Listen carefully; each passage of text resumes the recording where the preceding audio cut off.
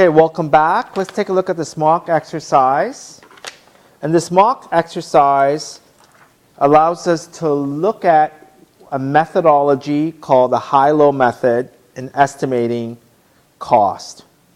And it also allows us to perhaps look at some of the shortcomings or shortfall of why using an average cost is not as accurate as perhaps trying to analyze our cost into variable and fixed. So let's take a look at this question. So this question, we're given the following data, and this is a company that has an equipment maintenance department. This department charges other departments for actual cost of materials and labor when making equipment repairs. The manager now wants to develop a cost function. They want to know how their costs behave, because if you look at, they've got 4 data points. They've got February, March, April, and May. And they want to be able to determine a function, and that cost function we saw earlier in other mock exercise. We want to know what the equation y equals a plus bx. That's the cost function. A is the fixed cost, and v is the variable cost rate, and x is the activity level, right? That's what we're trying to predict. So this is what they mean by they want a cost function to help better explain the overhead. So they want to know what this is.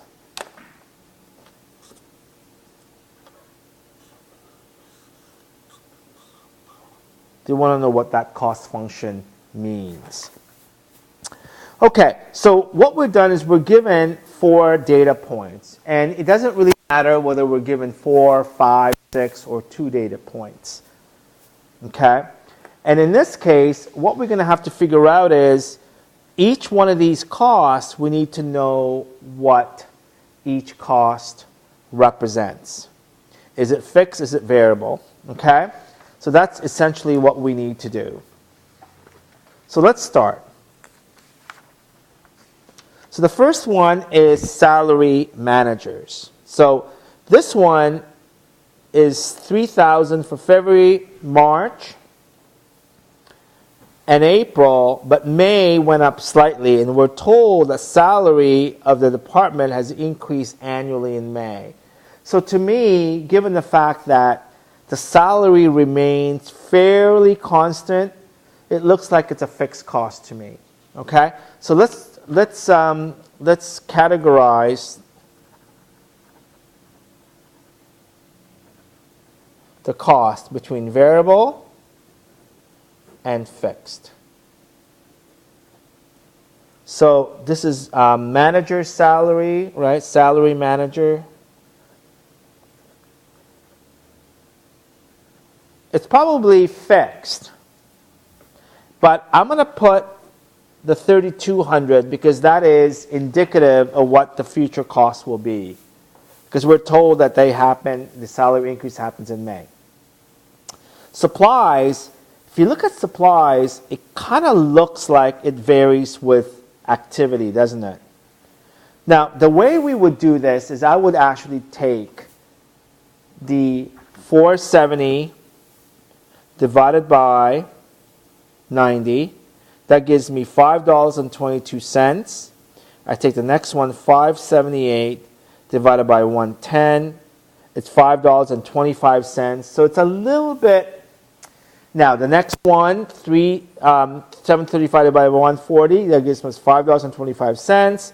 This one gives us a little bit like $5.20. So in my opinion, if you see that the variable rate changes, fluctuates slightly, there's probably a component that's fixed and a component that's variable. But for today's exercise and for this question, we're going to assume that the supplies are average. So we're going to just write that down here. We're going to say that supplies, let me just put it down here, supplies, we're going to use the average of all 4 months. Now, in other questions, you'll see that we're going to try to do this methodology called high-low method. And that high-low method allows us to determine how much of that supplies is fixed and how much of it is variable. But you can see that the rate is not that, that significant. So February's rate is $5.22. You've got March is $5.25. April is 735 divided by 140 is $5.25. And May is $5.20. So it appears to be variable for most part. So we're just going to use an average for the 4 months, which is $5.23. So I'm going to put down supplies. I'm going to say it's variable at $5.23. Okay? Not the most accurate, but it's the one that we're going to stay with for so far for this mock exercise. Next, we're going to take a look at insurance. We're told that the insurance increased in April. So you can tell that it's been sitting at 200 and now it's at 250. You know that is definitely fixed, right? It doesn't matter how many units we sell. It's not a function of that. So we're going to put that under the fixed column. And it's going to be at 250 because that's the new rate. Next is electricity. And again, electricity is 59, 61, 65, 62. And once again, it's going to depend on weather. And if you look at it, because we're now getting into the summer months, you may want to perhaps use, right, May as a good indicator. But if we take a look at the function, the price of electricity really hasn't changed based on the volume. So we're going to actually assume that's fixed. Although in some other question, you're going to see that electricity is a variable cost. But as I said, to heat a warehouse, you need electricity. And to heat a warehouse, regardless whether you have an activity or not, you need to heat the warehouse. So there's an element of fixed and variable. But we're going to assume the electricity in this case is fixed. Because it didn't change, right? That didn't change. And how did I know that? Well, take a look.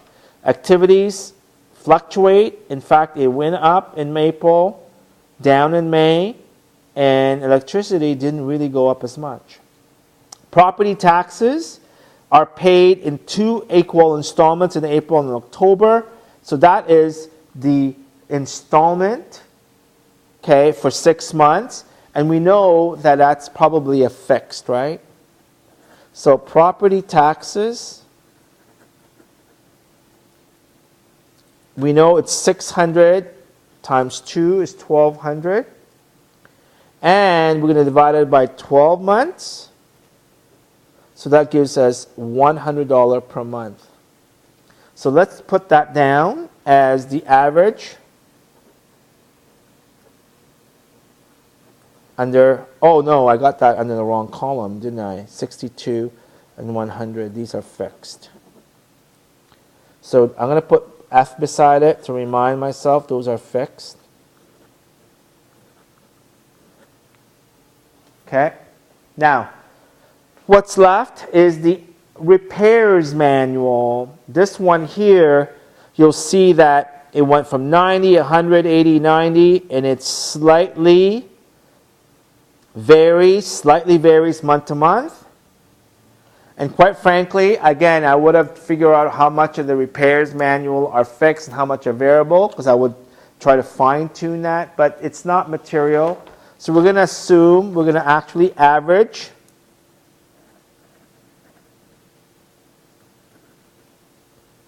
we're going to use the average of 4 months.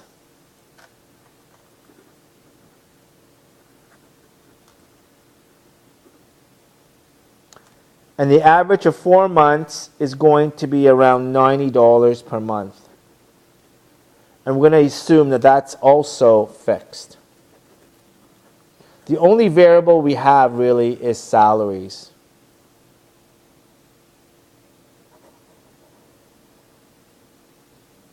So, the variable is $5.23 per unit, and the total fixed cost is $3,702. So, when they're asking us to determine the cost function, y equals a plus bx, the equation is going to be 3,702 plus $5.23 times x, which is the number of units.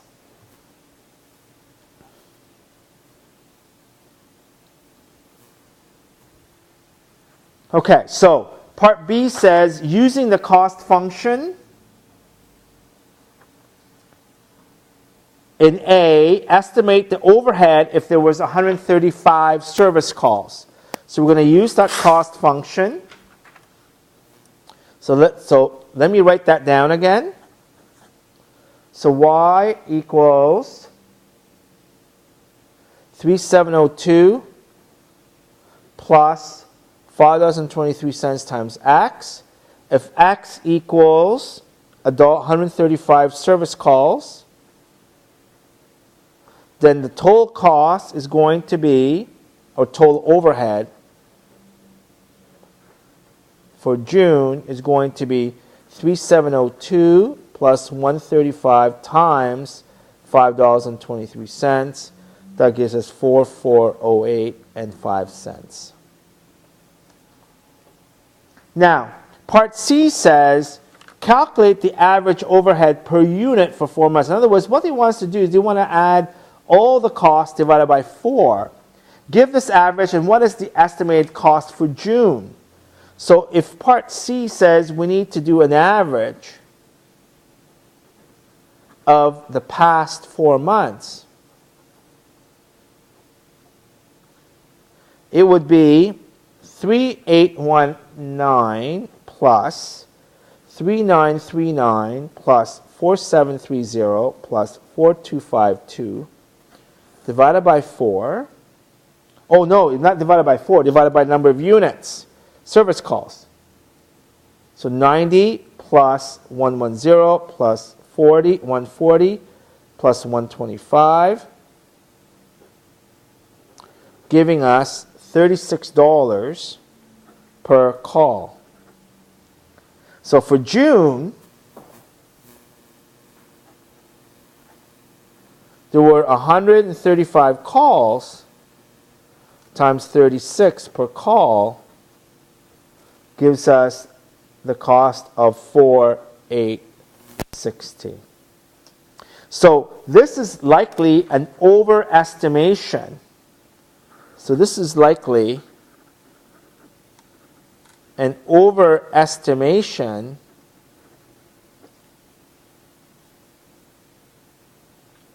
of cost, because we know that fixed cost, total fixed cost,